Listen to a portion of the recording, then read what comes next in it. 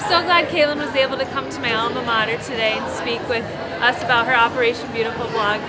She's got such a way of talking about like how media is influencing us, and I only wish I had known her as a teenager. I think that this Operation Beautiful book really needs to get into all the schools, and we need to like promote it for all the young girls in our lives, and even ourselves, and all of the people we work with and go to school with and everything like that. So I'm very glad she was able to come today.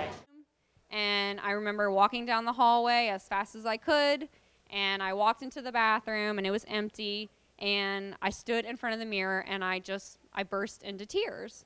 And I remember looking into that mirror and thinking, you're so stupid, you're so worthless, you're never going to pass, you're never going to get into this graduate program, you're never going to go anywhere.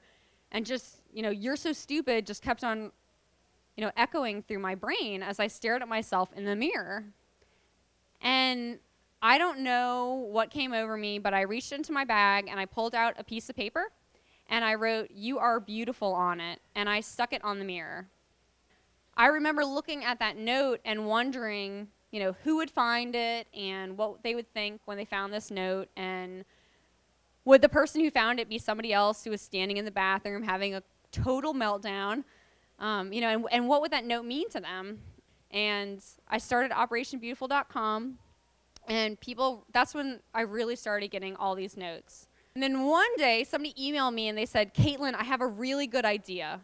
They're like, "You should encourage people to write OperationBeautiful.com on the bottom of the notes, because then when people find the note, they can go to the website and see what it's all about." And that was when the really, really incredible things started happening, is I started hearing about people who had found the notes in public places.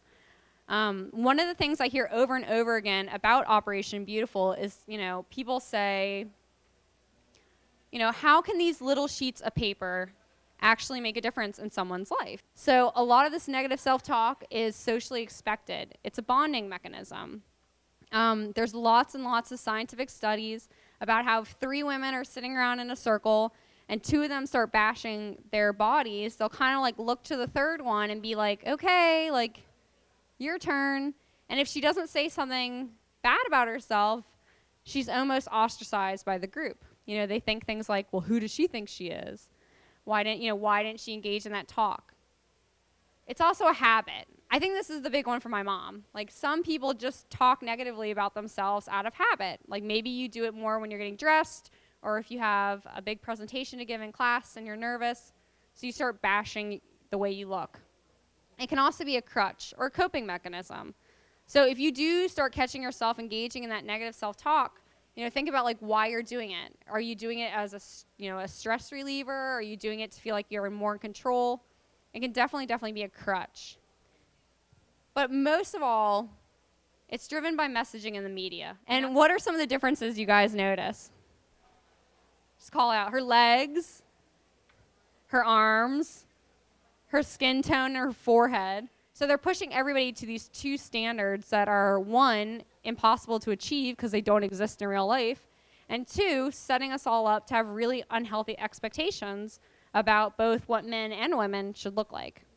So marketers do this so that you feel bad about yourself, so that you feel compelled to buy a product.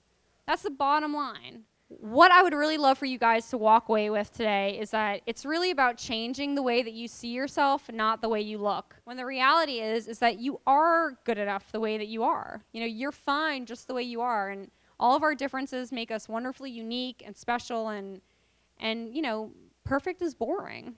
Perfect really is boring. All of our differences is what makes us awesome and unique people. And if we start kind of adopting that mindset, we can lead much, much happier lives. She was an excellent speaker, and she brought up a lot of important issues in the media today that have to do with body image, so we had a great time listening. Thank you, Caitlin. We're really excited. It's finals week right now at our school. I'm really excited to hang up notes around campus and really boost people's confidence during this tough time.